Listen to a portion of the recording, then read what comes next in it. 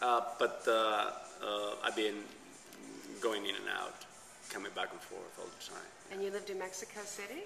I was born and raised in Mexico City, yeah. And you became very successful there. You started in the theater as a kid, and That's then right. you moved on to do a lot of television and movies. I grew up in theater with my parents. My father, he's a theater director. My mom's an actress as well. Both my brothers are actors, and yeah, I did some TV.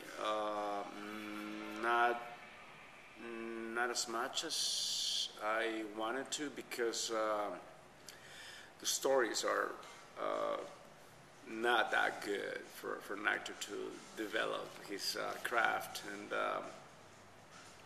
so I began doing some films also, and then I just wanted to give my actor another type of experiences, and that's when I moved to New York.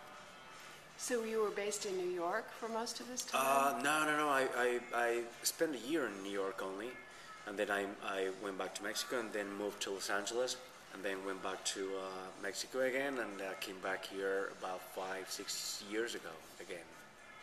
So when you got the part in Che, Yeah. how did Steven Spielberg find you? That's a good question.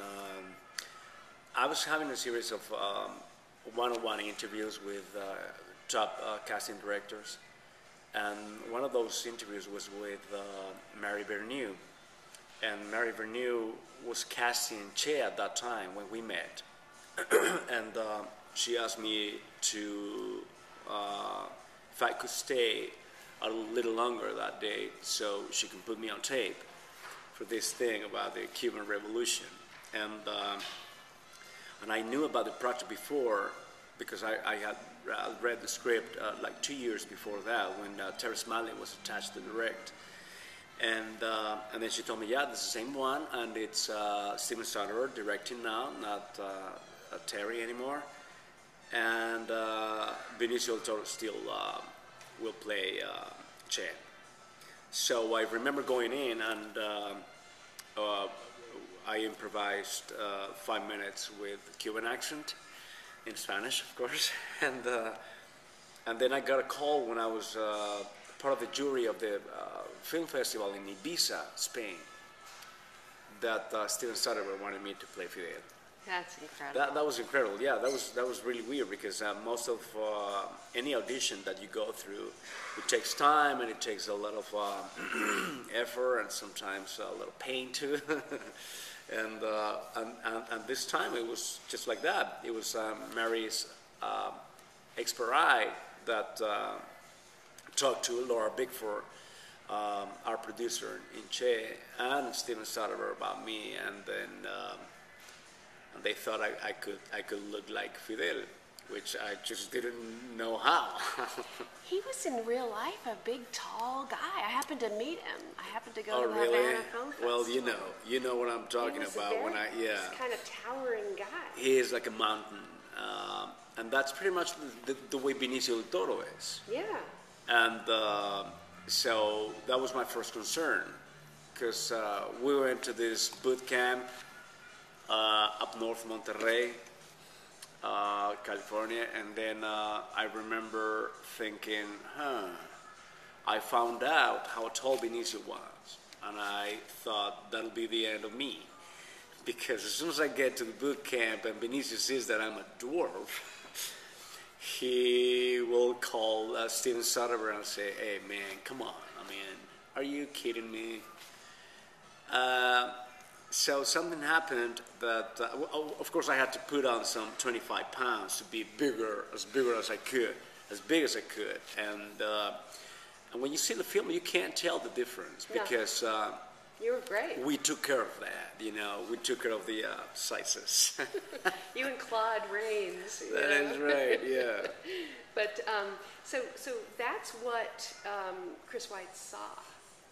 That's what he says, yeah. And you see, Chris Weitz is one of these directors that they're so incredibly clever, and sensitive, and that they have such a great eye. Because what does Fidel Castro have to do with Carlos Galindo, the gardener that I play in On a Better Life?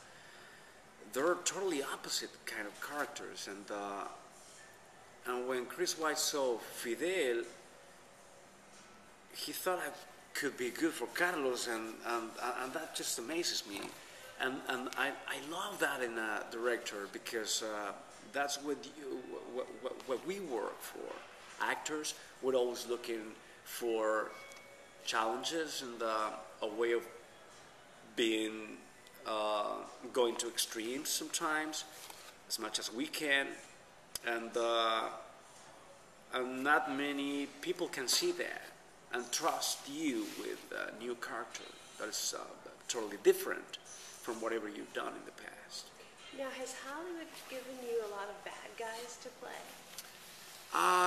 Yeah, you know, as soon as you play a character that people like the one I did in Weeds, I got a couple of offers to play the same exact character. This is the Tijuana mayor. The Tijuana mayor, or any other type of drug lord that could be so, you know, suave and elegant and this and that. And you have to say no to those things, because then you're gonna end up doing the same character over and over again. And of course, there are many ways of playing, you know, this type of characters, or gardeners, or, you know, any other character. But sometimes they're really, really just too much alike, and I have to pass on that. I mean, you have to, you don't have to, but I try to look for any other type of character that can be as far away as possible from whatever I played before. So when you read the script for A Better Life, you've been living here in Los Angeles. Was there a part of that character that you related to, or that you did it make you uncomfortable at all? I don't. Excuse me. I don't think so. I've been living in this city. I consider myself an Angelino also, because I've been around for many, many years, and I know my paisanos. I talk to them every day, everywhere. You were talking to the waiter. I was just talking to the waiter right in here. Spanish. Or anybody that I encounter during my day in Los Angeles in any, you know, circumstance.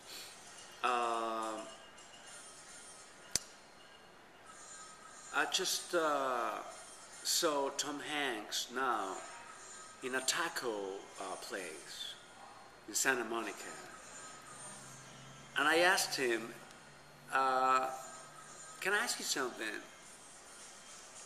He said, "Yep." Like, "Oh, please, not a stalker, not now. I'm eating my tacos, right?"